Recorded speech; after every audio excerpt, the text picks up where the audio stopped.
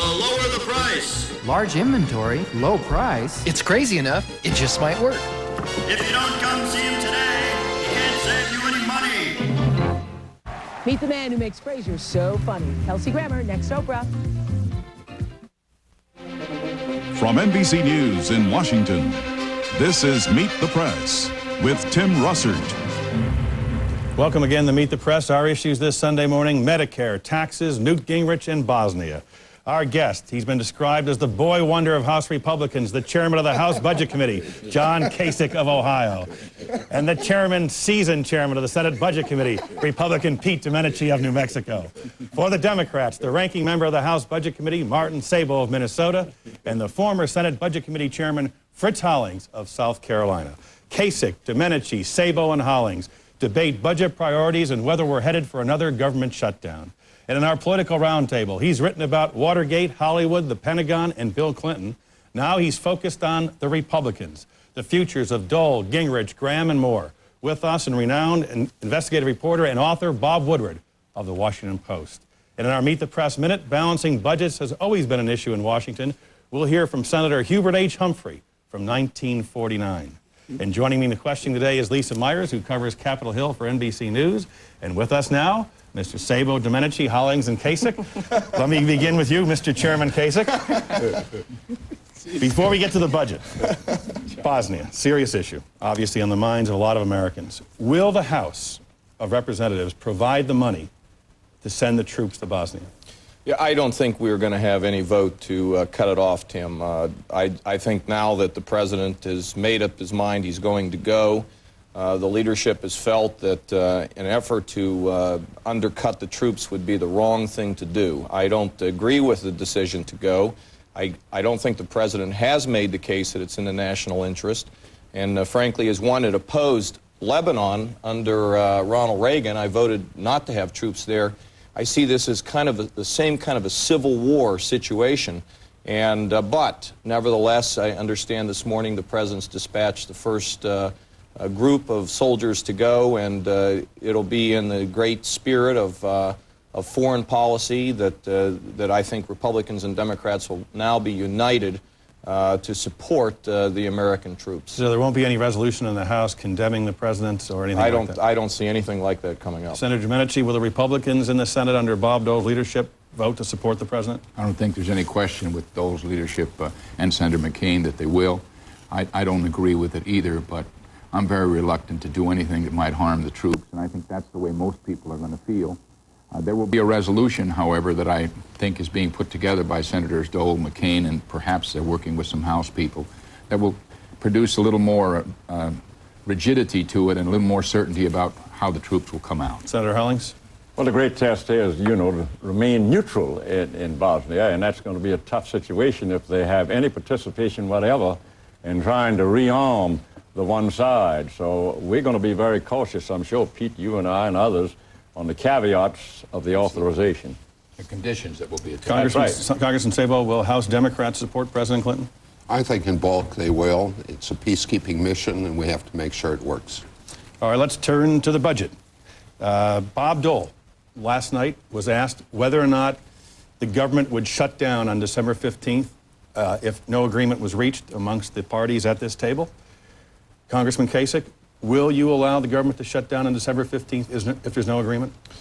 Well, Tim, the problem we have is, look, first of all, we got to go to the first shutdown, and people have to understand what this is all about. There really are few things in life where you cannot find any room to compromise. I mean, Capitol Hill is no different than a family. I mean, there are some times when the dad says, there's no way we're going to do that. And that doesn't happen very often, but we feel very strongly that our principle of balancing the budget in 7 years and using real numbers is a principle that simply can't be violated and compromised. And my judgment is that if we can get negotiations that represent a good faith effort, then we can get through the holiday season. We have not had any good faith negotiations yet. And that brings into question what we'll do on the 15th of December. In the House, we've not yet made up our mind. I suspect that it would be possible for us to be able to pass a short-term continuation of the government operations. But, Tim, I don't anticipate that's going to go on forever.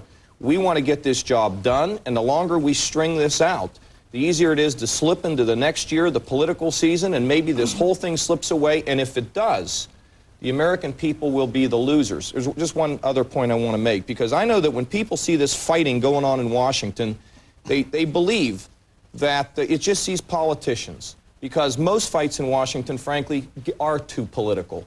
But about balancing the budget, this is something that we feel passionately about. It's one of those things that we don't think we should compromise. And rather than Americans thinking it's just a bunch of kids in the sandbox, these are people fighting on some of the most important principles that we have ever argued about in the history of our country. But 12 days from now, if you don't have agreement, the government's out of money, and hundreds of thousands of federal employees are out of work during the Christmas season. Won't you join Senator Dole in saying, okay, we won't shut the government down during the holidays, and we'll have a temporary funding measure to bridge it over that period? I'm very hopeful, Tim, that between now and the 15th of December, the administration is going to come forward with some good faith effort negotiations, and we'll be able to get through the holiday season. Just, you know, to shut the government down would be foolish.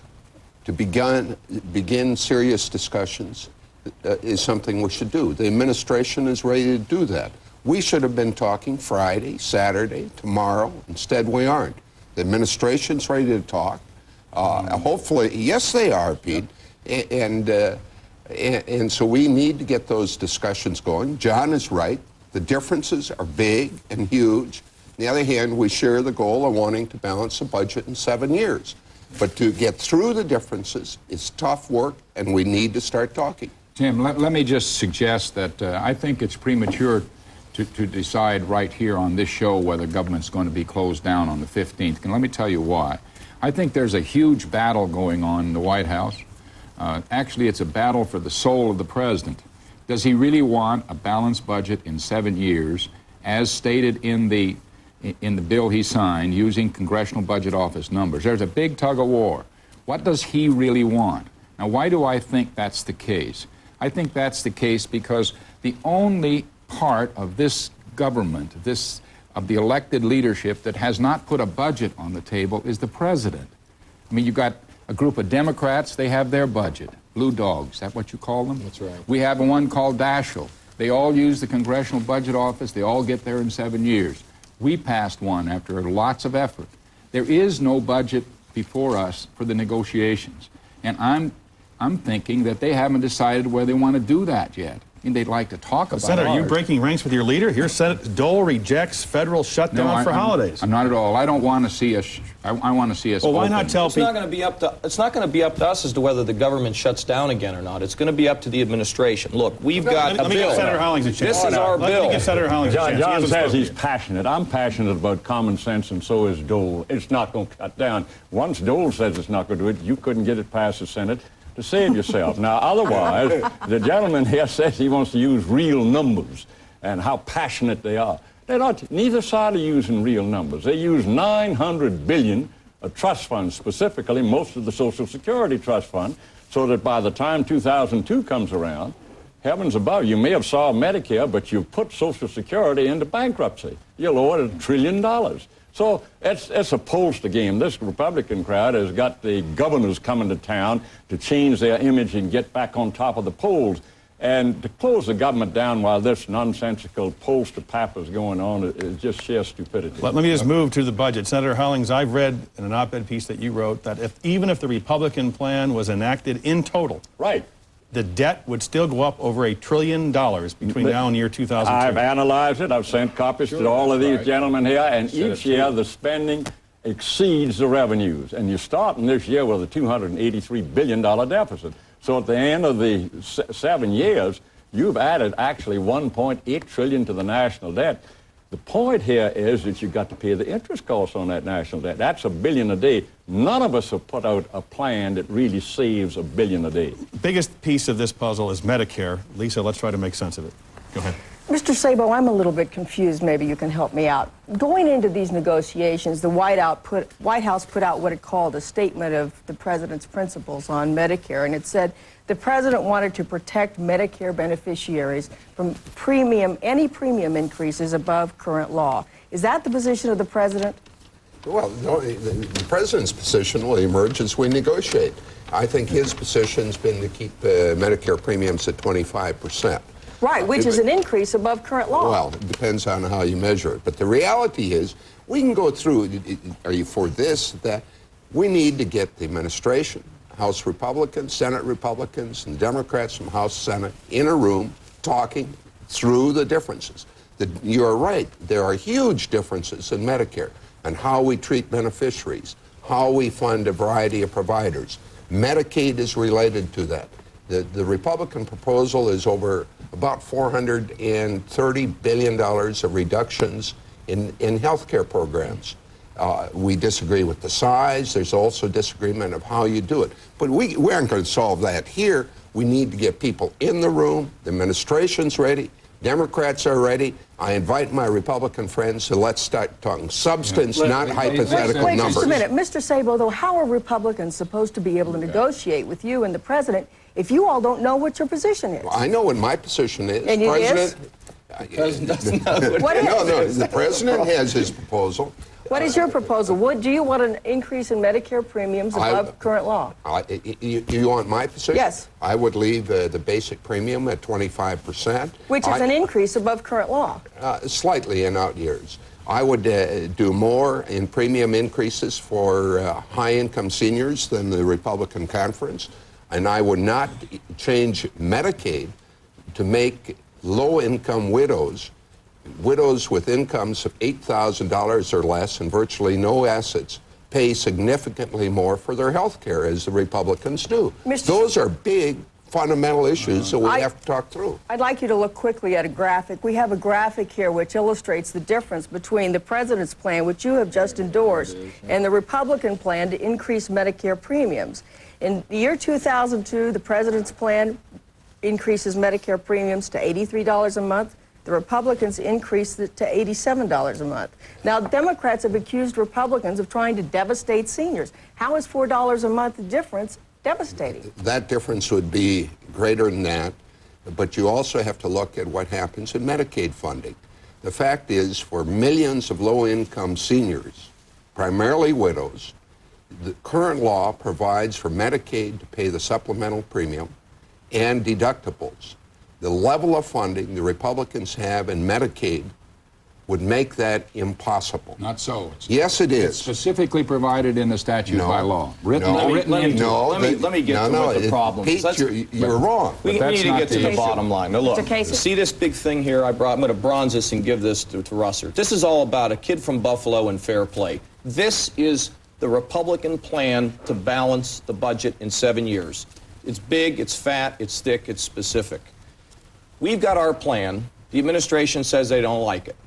So we say, I said to Leon Panetta, Leon, if you don't like this plan, give us your plan. Do you think that you could balance the budget in 7 years, Leon, and meet your priorities? You know what he told me? Yes. I said, Leon, could I see that plan? You know what he says? No.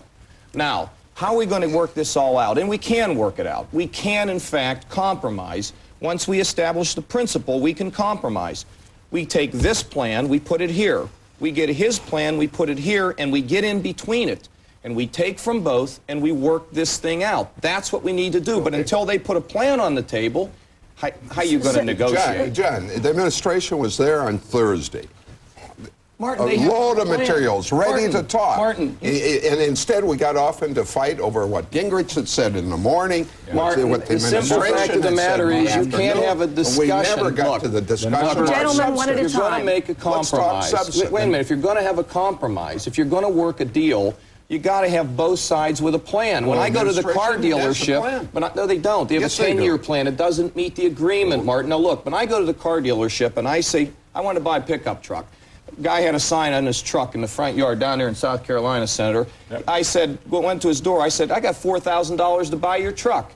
He says, well, that's not the right price. And I said, well, what is the right price? He said, I'm just not going to tell you. Now, how the heck are you supposed to negotiate to buy the pickup or negotiate to get a budget? Senator Hollins, can you accept an increase in Medicare premiums to hold premiums at 25% of their actual cost? You definitely can. This crowd is about 65% in agreement. The president has got his plan. You know what it is. He doesn't want to spend that $7 billion. Wait a minute. Listen, for a change.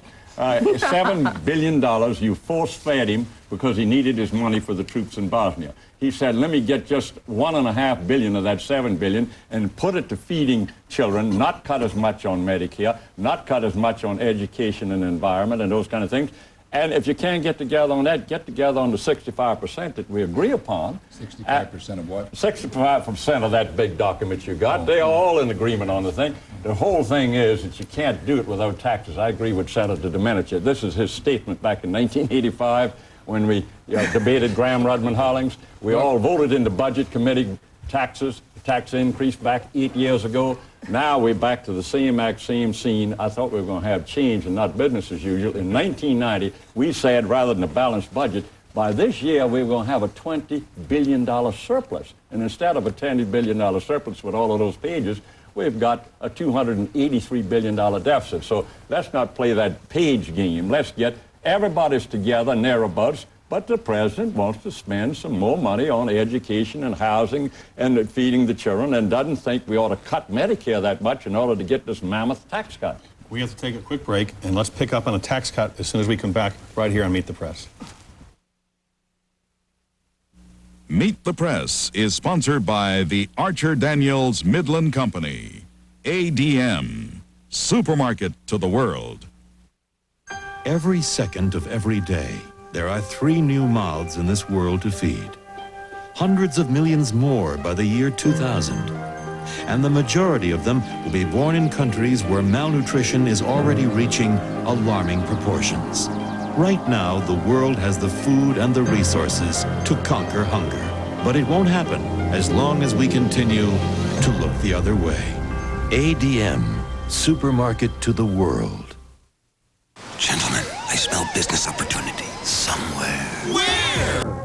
By the time these guys notice how much opportunity the sports and entertainment industry holds. This way? I don't know. The most exciting opportunity of all. That way? Maybe. Will be gone. This way? That way. Because Madison Square Garden is already part of ITT. For 75 years, ITT, the one to follow. This GE compact fluorescent bulb gives you soft, warm light. Take the ball, Jamie.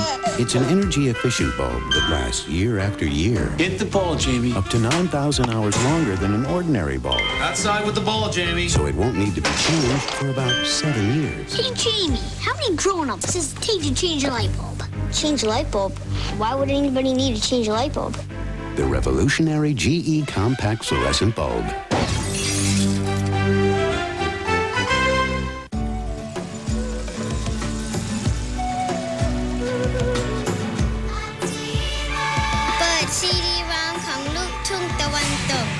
Connect to internet. Fax a fer isang dis?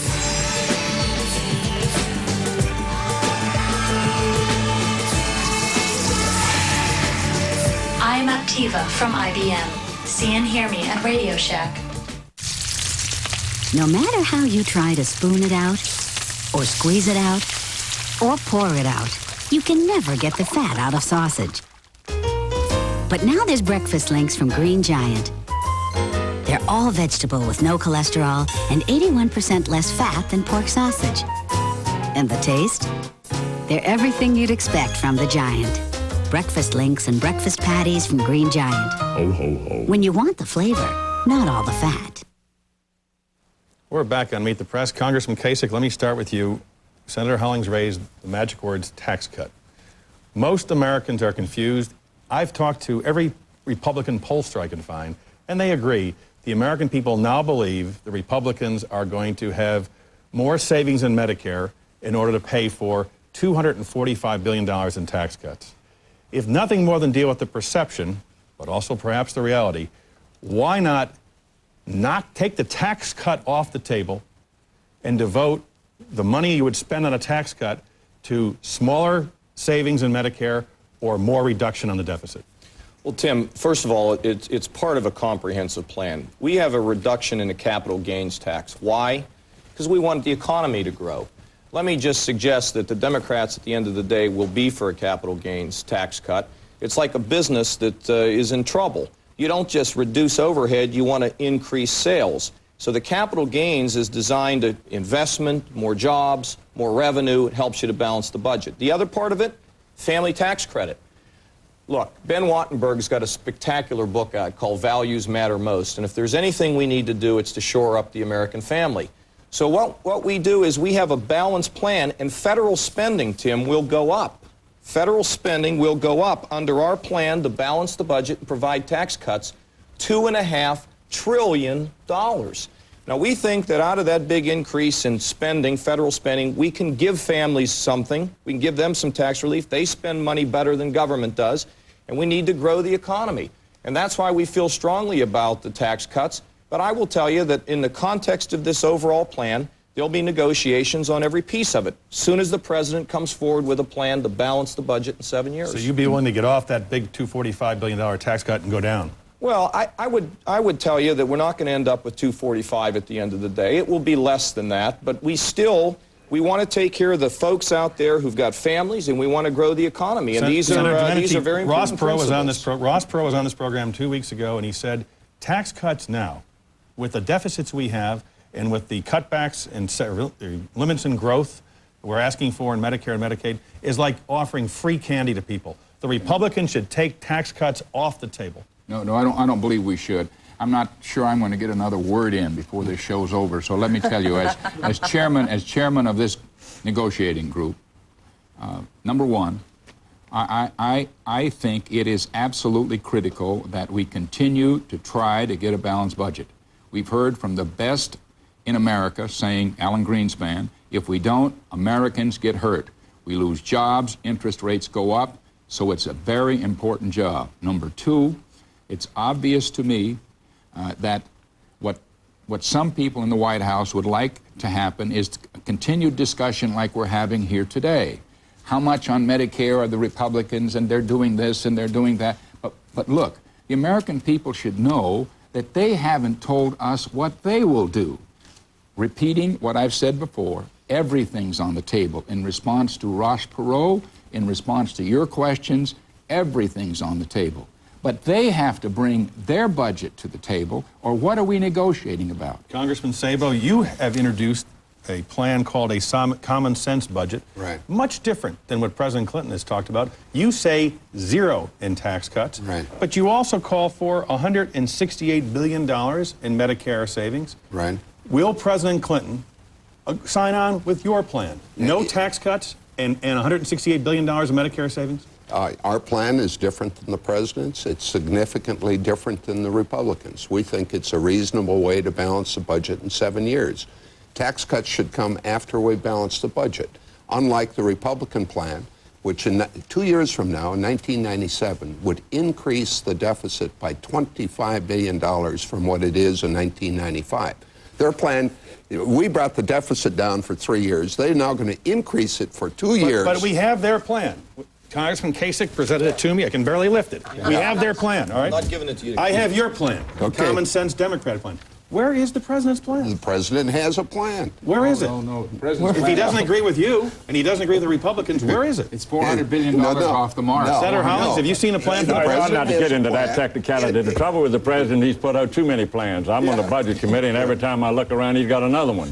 What he's trying to do is the Congress has got to have the plan, and he's working with the Republican congressional plan, and they're very close together. The premium difference is about $8 in the year 2002. John, you know that. Now, here's the point. John is right. During that 7-year period, spending does go up $2.5 trillion.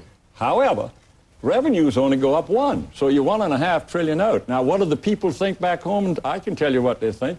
Carol Cox and the Committee for a Responsible Budget goes all over the country. They came to my state in April. There were a bunch of Republicans all in the room. She gave them a big worksheet just like that, said, now you work out. Invariably, all over the country, all of these impartial folks working it out put about 60 40% on actual spending cuts and about 40% on tax increases, increased revenues. The people will go along with increased revenues and pay the bill. They realize this is one big scam on both sides. Senator Hollings, you're calling for a tax increase? Yes, sir. It's not going to get done this year. I know that. So that's why I say let's get together on the 65% and then let's cut through it, gentlemen. Let's go right to the bottom line. What can get done this year? Senator Domenici, what can a final plan look like that you think Congressman Sabo, Senator Hollings, and the President can sign off on?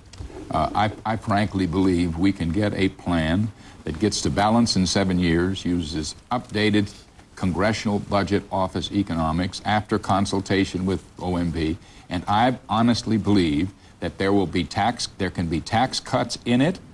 There can be some alteration and changes in the Medicare and Medicaid that we've talked about, and actually the education numbers and the others, they're not such big numbers that we couldn't work something out. But we got to know what the starting point is so that we are indeed negotiating in good faith, not one side out there beating up on the other side with us having nothing to talk about. Now, final response is the President's people have a big job if this is going to happen. Because everybody should know, at a minimum, we're $400 billion apart on pure spending. They will spend $400 billion more than us. And it has nothing to do with taxes. If you want to go the tax route, he has 100 worth, so take that out, and we're $300 billion apart if you wanted to zero tax cuts, which we're not going to do. But we could get there. If they'll bring their stuff to the table, we'll even agree that it doesn't leave the room. You know, we'll try our very best if they'll just do it. And I again want to repeat, I believe that we ought to be talking to the President. And in a sense, you know, when we're on these shows, we're talking to the President. He is having they are having around him a battle for his soul. And that is, do you really want a balanced budget in 7 years using conservative economics, which you recommended?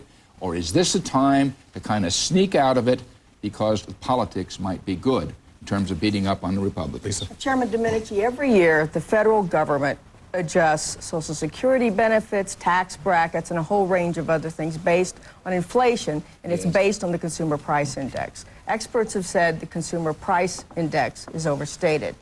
Last week, a group of governors, both Democrats and Republicans, urged you all to adjust the CPI by 0.5 and use that money to increase funding for Medicaid, the Earned Income Tax Credit, a lot of things that the President and Democrats care about. Can the Republicans accept that? Well, first, I want to say we care about all those same things. People don't think we care about it, but you know, Medicare alone is going up 7.4% a year, not 6.6 that we thought before. So we care about all those things, too. Look, we put a budget on the table. We got there without the CPI. We think it's a good budget. If somebody wants to put the Consumer Price Index on the table, let them put it in as part of their proposal. It won't be disavowed. It'll be there. So our viewers understand that the cost of living increases is based on this government figure, which has been overstated. Right. Correct. Congressman Kasich, shouldn't that number be made accurate? It would mean a smaller cost of living increase, but it would save the government by a 0.5% adjustment, $140 billion in 7 years. Shouldn't that be done? Well, Tim, we want to make sure we have accurate numbers. And we have, in fact, in our resolution, had some update to fix the CPI, the Consumer Price Index, to make it accurate. But we don't want to go beyond that where we're just grabbing money. We want it to be accurate. But let me just suggest. But you'd be open to including monies from that. Congressman Sabo's budget says you can find $140 billion. Yeah. Well, I mean, let me just suggest that. You'd be open to it. Yeah, I'm open to the suggestion that we make the CPI accurate, but I don't want to go beyond what's going to make it accurate, because then you start hurting people, and I don't want to do that. And they used the CPI to raise more money so they could spend more money. But let me just suggest to you, I'm an optimist that at the end of the day, this will get done. And let me tell you why. By December 15th. I don't know that it'll be by December 15th, but it's going to get done for this reason. If we don't do it, the economy goes in the gutter, and this will very badly hurt the president. And they know that. Secondly, look, folks, we have to do this. This, in my judgment, is the last best chance we have to balance the budget before we hit a real crisis in this country. If we can balance the budget, it's going to benefit this entire country, and the children of the next generation are going to be saved. And I'm going to suggest to you that if we don't get it done, America's finest hours will be behind it. If we balance the budget and move on to fix the rest of the problems with values in our country, our best days will be ahead. I think we'll get it done at the end of the day. Senator Hollings. Tim, the crisis is now. That's the difference for this particular senator. While we talk $1 billion extra spending, increased spending on this Sunday for nothing. On Christmas Day, $348 billion during this fiscal year 96. By the time the next president takes office in January 1997, there are going to be $400 billion just interest costs on the debt. Now, we don't have the luxury. We used to talk about children and grandchildren 15, 20 years ago. Now it's us. We're up against a wall now, but nobody wants to recognize it. That's why I asked for more revenues. I'm not a loon. 8 senators, 2 bipartisan, Senator Boschwitz, Senator Danforth, all of us in the Budget Committee foresaw this, like Senator Domenici. 8 years ago, that's why we voted for a 5% increase in, VAT, increase in revenues. Mr. Sabo, many of the president's political advisors are telling him not to cut a deal. I want your advice to the president. Is he better off risking an election year recession or in making the compromises needed to balance the budget in 7 years? I think we can balance the budget in 7 years.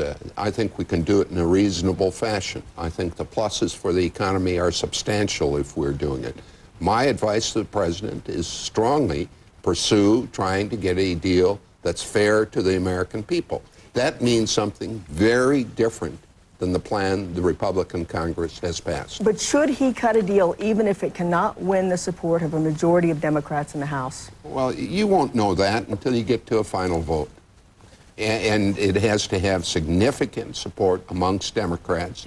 That's the only kind of deal the president should sign. We're running out of time. Congressman Kasich, let me ask you about a friend of yours, Newt Gingrich.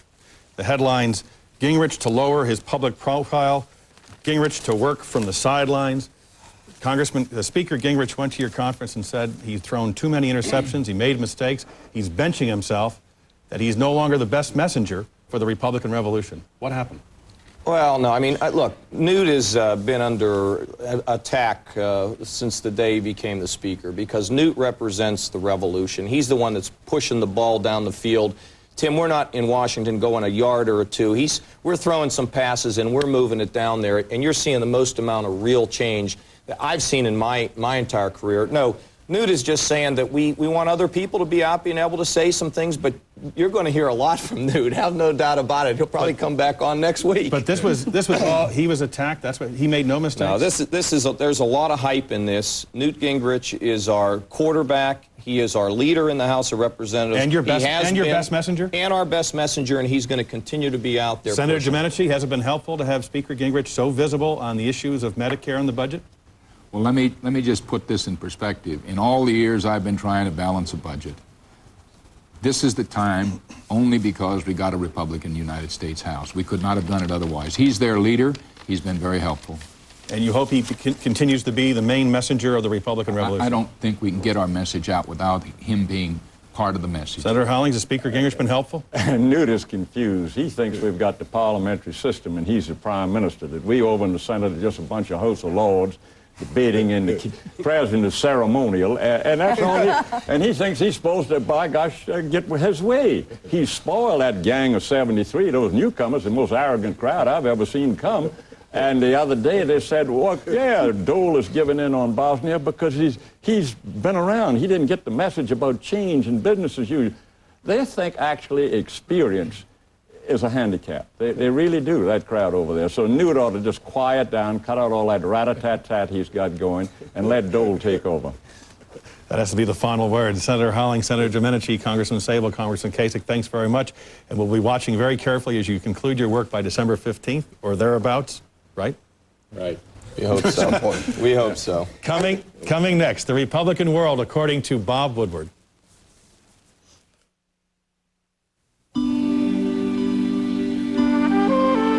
To you, this may be just a bushel of corn.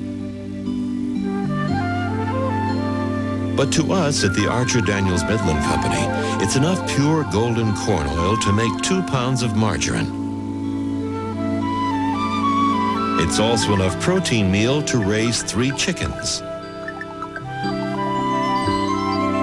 We even capture the surplus heat generated during processing and use it to accelerate the hydroponic growth of fresh vegetables.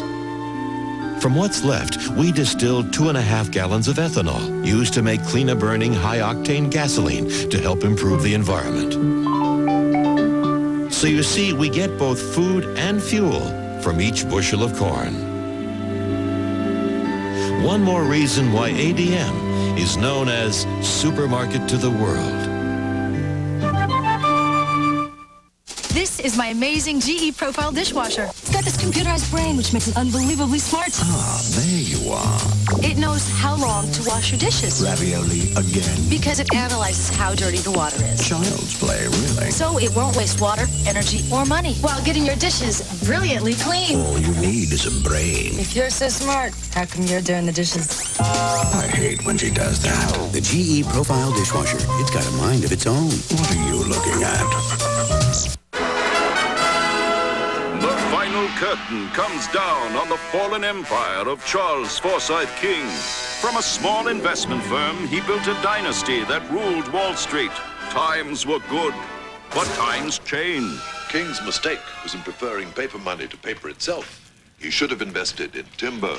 What he thought was a bull market began to bear down on him. I kept telling him, Charlie, you hit a brick wall. Buy bricks. He worked us day and night. All that electricity. Too bad we didn't have our money in coal. Where once stood a mighty Xanadu was now a ravaged financial ruin. Well, it tells me that he failed, but not why. Hey, what were his last words? They say it was one word, the one thing he wished he had. Hansen.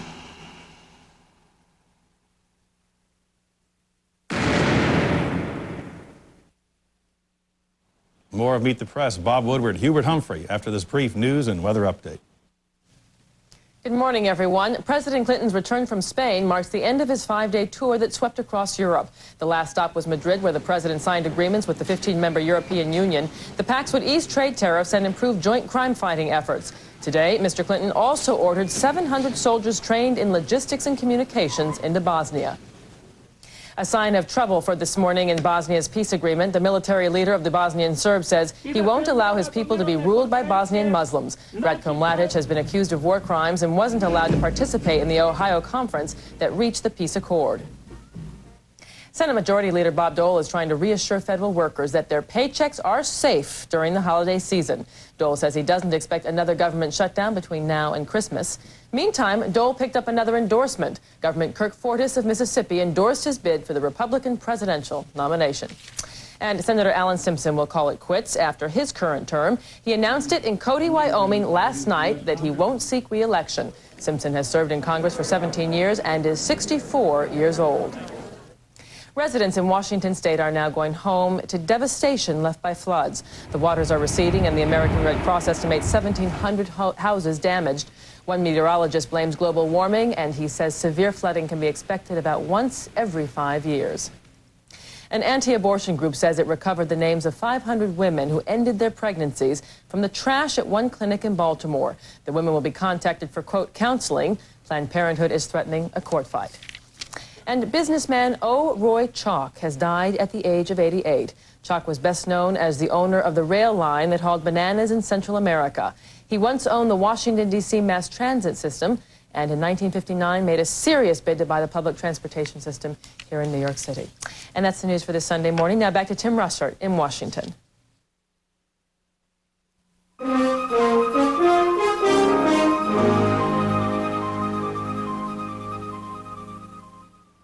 Bob Woodward on the Republicans and Hubert Humphrey on balanced budgets from 1949 after the station break.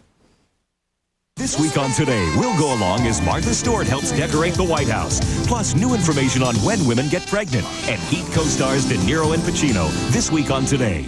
Working more but enjoying it less? What if your company cooked your dinner, did the laundry, painted your house? Job perks 95 style. Watch Giselle Fernandez on the Sunday edition of NBC Nightly News tonight.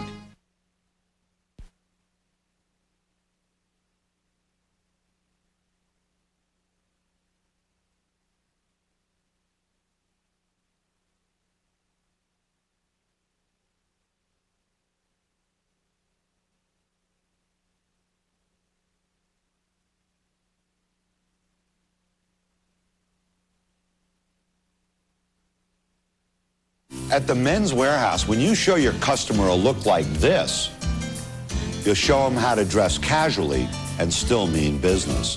I guarantee it. This sea of color behind me is poinsettias. They're grown right here in Hillsboro at Iwasaki Farms. You know, there's over 100,000 that are going out to the stores this week for the big holiday season. And here's some new varieties that are really getting popular, like Lilo, or Pink Peppermint, or even Jingle Bells. And you know, poinsettias will last well past Christmas with just a little care. And of course, there's nothing like poinsettias for big splashes of color in your holiday decorating.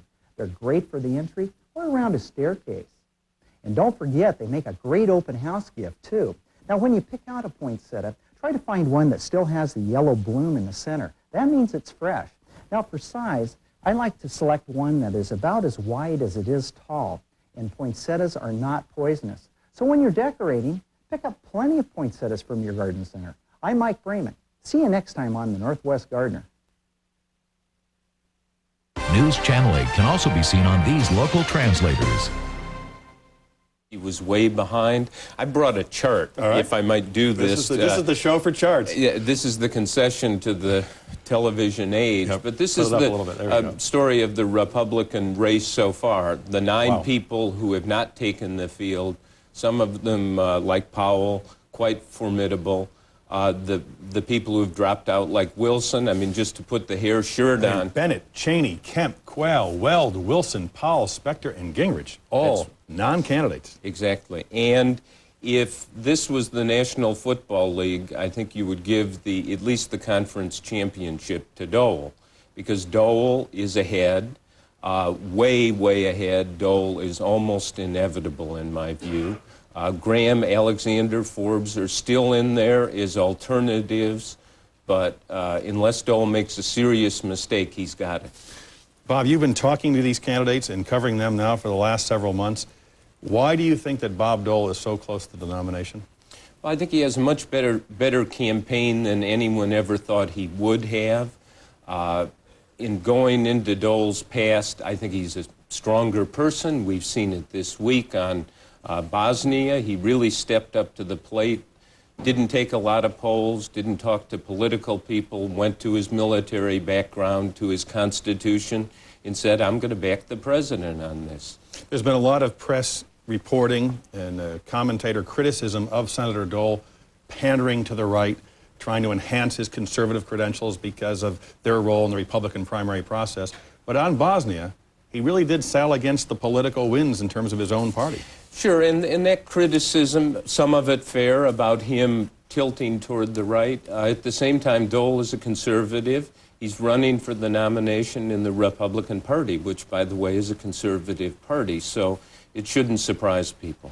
Senator Phil Gramm, on the other hand, Lisa Myers, someone you cover closely, came out foursquare against Bosnia, foursquare against any compromise on any budget arrangement come by December 15th. What's Senator Gramm up to? Well, Senator Gramm is trying to score political points, as Senator Gramm has been trying to do for months. I think his act is beginning to wear thin, even among his friends in the Senate, all 4 of them. The Republicans see Gramm trying to advance his own career at the expense of the Republican agenda. And that's not very popular because a lot of them are casting some very, very tough votes. And you'll note that John McCain, Senator McCain, who agrees with Senator Dole on the issue of Bosnia, is a supporter of Senator Gramm, but nevertheless believes Bob Dole is right on this issue. In this marvelous age of faxes, the Des Moines Register has sent us their new poll from Iowa. Bob Dole is at 41%. Steve Forbes is at 12% in second place. Phil Gramm dropped from 18% in September down to 9%. Bob Woodward, is Steve Forbes a serious contender for the Republican nomination? Well, he's got 1/4 of the votes. He's spent millions of dollars on advertising. All of these people are alternatives. I mean, the critique of Gramm is there. At the same time, Gramm is the candidate who can best articulate, I want to be president because I will continue the revolution. I will cut government in a very, very significant way. We hear that Gramm, Alexander, Forbes are the viable alternatives, that Pat Buchanan has a strong base but can't go beyond all that. But they're all waiting for Bob Dole to, quote, stumble. What does stumble mean? What would he have to do? Well, that's exactly the right question now. It would have to be catastrophic. It would have to be some sort of serious health problem or something occurring that people would say, wait a minute, this man is not fit to be president. And it seems to me particularly, look at the fall that Dole has had. Gingrich didn't run, Powell didn't run, Pete Wilson, somebody I thought would be a strong candidate, went limp totally and withdrew. Dole has stepped up to the plate on lots of things, and I think in the happiest sense, we may have a campaign in '96 on real issues. Bosnia, who's the leader on the budget? Who's really going to balance the budget? What is going to be the definition of this new government that we're going to have that's going to be cut back? You know, I want to say one thing about Bob Dole and the issue of pandering. There was a lot of talk about somehow that Bob Dole and and President Clinton had a lot in common on this issue. But comparing Bob Dole to President Clinton on pandering is like saying someone who knocked off a convenience store is in the same league with Jesse James. I mean, this guy has tact to the right on certain critical issues. But on the biggest issue of all, Bosnia, when he was likely to pay a political price for backing the president, he nevertheless did it instinctively without consulting his polls, as Bob said. And I think that that is one of the reasons that Bob Dole is held in such great regard by many Republicans and Democrats. How serious a political risk is the president's Bosnian policy? I've always thought that for Clinton to win in '96, he's going to have to take a really extraordinary risk because there is this perception that he waffles, that he doesn't really articulate what he believes. He has laid it on the line in Bosnia now. And it seems to me, after years of confusion, in a rather sensible way, there is a peace agreement among the warring parties up front here. So that gives him a significant lever. It's a good thing.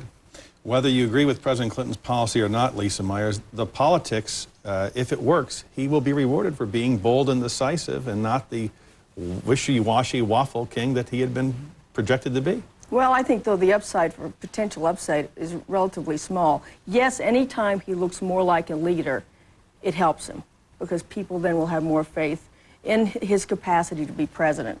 But as George Bush learned, you can have a heck of a successful foreign policy and not get reelected. People do not tend to vote based on that issue. And as Jimmy Carter learned, if you have a foreign policy failure with the Iranian hostage crisis, you can lose the presidency. Bill Clinton could lose re-election over the issue of Bosnia, Bob Woodward. Well, that's always possible, but I think what you were talking about earlier, the budget, is really interesting. If you go back and take the time to look at the history, Clinton's economic plan, what he was elected on, what he did in 1993, was basically a deficit reduction plan.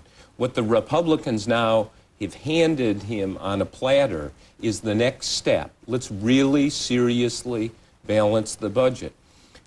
If we have a balanced budget, it is going to help the economy in this country like no one fully comprehends. Let me talk to you both about Newt Gingrich. You saw the clips I showed. Newt Gingrich addressed his conference on Wednesday. I've made mistakes. I threw interceptions. I'm going to sit on the sidelines a little bit, put other messengers out there. Last night in Georgia, he said, well, that's not quite right. I'm still a big player. Newt Gingrich, does he understand his own situation, Bob Woodward? Well, I think Gingrich is really mad at our business, the media. We need to be a little introspective and look and say, he certainly is a lightning rod, but are we pushing too many of these issues? For instance, the Federal Elections Commission against GOPAC. It's not a phony, like Gingrich said. At the same time, if you really look at it, it's kind of a technical violation. Anyone who gave money to GOPAC, they knew they were giving to a political action committee, not the March of Dimes. It really was a political entity. They made some technical mistakes. But to get on Gingrich and hound him on some of these things, I think may be too much. Let me turn to the president. He was in Ireland I don't think he ever would want to leave Ireland after the welcome he got there. And a lot of malarkey. I can get away with that, Woodward and Myers. The Irish said the mayor of Dublin introduced him as someone who was like Nelson Mandela, the Pope, and Mother Teresa. Bob? It's great not to be in your own country sometimes. But from Ireland, he went to Germany. And the harsh reality of Bosnia confronted him. He met with the troops, a lot of reluctant spouses, some very unfortunate signs and posters about his own lack of military service. Lisa Myers, how difficult is it for President Clinton to come back to this country and sell his Bosnian policy? I think it's extremely difficult. I think that the president has a very tough time on military issues, partly because of his own personal background, but I think even more because of the way the administration has mishandled previous military engagements, such as Somalia. They clearly were asleep at the switch, and some Americans lost their lives as a result. I think you'll be able to sell it. I think the problem will be the operational details. It is going to be a mess, and everyone who says, okay, let's support the president, has said this is being done with great peril. And if there are casualties, we are a country not accustomed to large casualties on these foreign operations. There could be a big political price. And won't Bill Clinton be pushed and torn and tugged, Bob Woodward, of saying, like in Somalia or in Lebanon with President Reagan when the Marines died, pull us out, pull us out. But if he pulls out, then any benefit he's gained for being bold and decisive vanishes as well. Yes, but you have to give him credit for taking a risk. He has got the moral high ground on this issue. Final question, 1996, you see a Bill Clinton, Bob Dole, and Ross Perot race? I think Ross Perot will get in at the last possible moment in some form to stir things up. He does not want to be there on the media's dining room table for weeks or months. He's not spending all of that money just for fun. And if you have Bill Clinton and Bob Dole as the nominees of their parties, say from April 1 all the way through Labor Day, carving each other up as two Washington insiders, suddenly along comes Labor Day, Ross Perot surges that race for 2 months, Lisa Myers. What happens? Are you predicting a Perot presidency? I'm asking you what's going to happen. Well, I believe President Clinton would win under those circumstances because I think that Perot and Dole then divide the anti-Clinton vote. Three-way race, who wins, Woodward? I think no one knows, and if we think we have some idea, we have not yet defined, and no candidate has yet defined what is driving this race. It may be Bosnia, it may be the budget, it may be character issues, might be Whitewater, it might be something we haven't even talked about. And that's a good way to end our conversation. Bob Woodward, Lisa Myers, thank you both for a most interesting discussion. Coming next, Hubert Humphrey from 46 years ago. Meet the Press is sponsored by GE. From aircraft engines to appliances, we bring good things to life. To experience the true joy of cooking, it must be pursued with reckless abandon and total disregard for the inevitable splatters, spills, squirts, and the occasional splash. Fortunately, GE's profile cooking appliances have ingenious quick clean features like lift-top ranges, self-cleaning ovens, easy wipe surfaces, and sealed burners, so they clean with just a wipe. GE's profile appliances are so easy to clean, they take the joy of cooking to new heights. Imagine adhesives so strong they help hold together 100 tons of soaring transportation. Imagine a fabric so bright it lets you see an accident in time to prevent it. Imagine a single disc so powerful it can store almost everything imaginable and protect it for a lifetime. These products and thousands more that make our lives better exist because the people at 3M imagine. When you're selecting mutual funds, we don't recommend throwing darts. Unless, of course, this is what you're throwing at. The Select List, only from Charles Schwab. Culled from the over 350 no-load mutual funds we provide.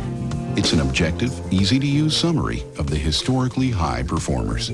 For a free trial subscription, call 1-800-5-NO-LOAD. It just may help improve your aim. We've got to move fast, Kirby. I hope your book hurts. Not exactly, but this company's fast. as fast as Hertz #1 club goal? Not exactly, but they do have a special place to pick up the car. Like Hertz? Not exactly, but it'll be waiting. Under a canopy? With the keys in it? Not exactly. And protected from the weather? Not exactly. In Rent-A-Car, there's Hertz and there's not exactly. Make sure you choose the right one. Counting on that promotion, Kirby? No, not exactly. Ah!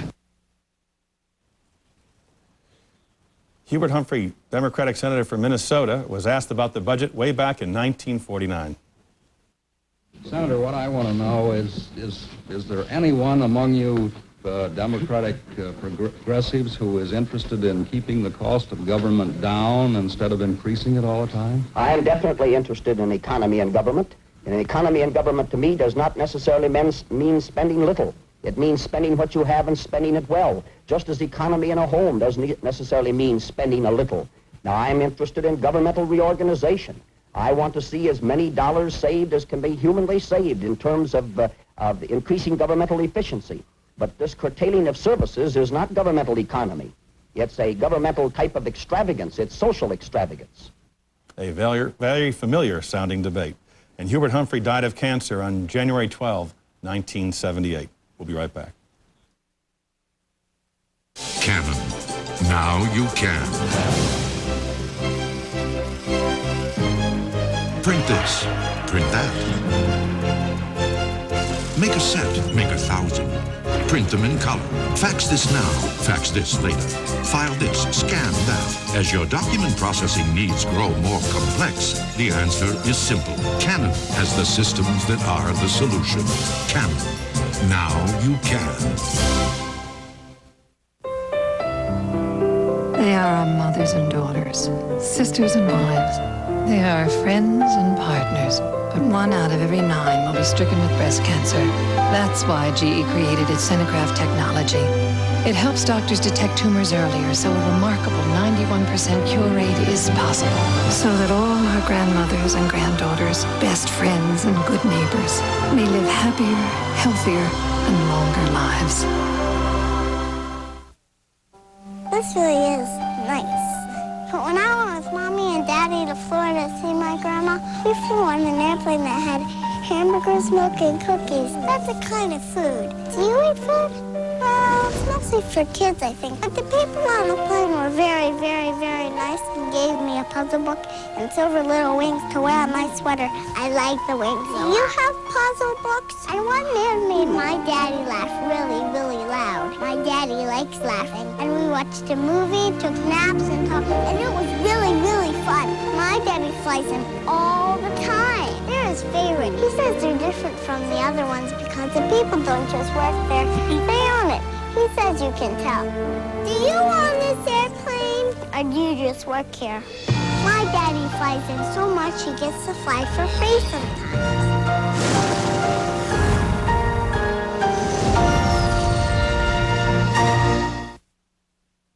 Join Giselle Fernandez later today for the NBC Nightly News. Tomorrow on the Today program, who is Steve Forbes? A close-up look at the Republican presidential contender. And tomorrow night on the NBC Nightly News with Tom Brokaw, report on a new, expensive, and risky treatment for heart disease. That's all for today. We'll be back next week. If it's Sunday, it's Meet the Press.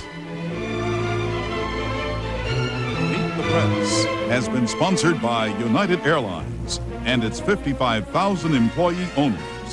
Come fly our friendly skies.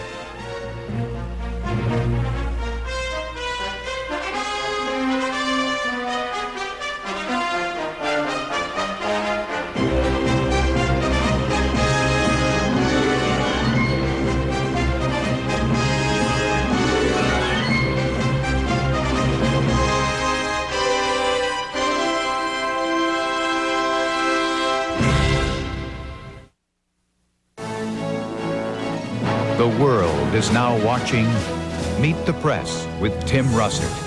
NBC News, now more than ever.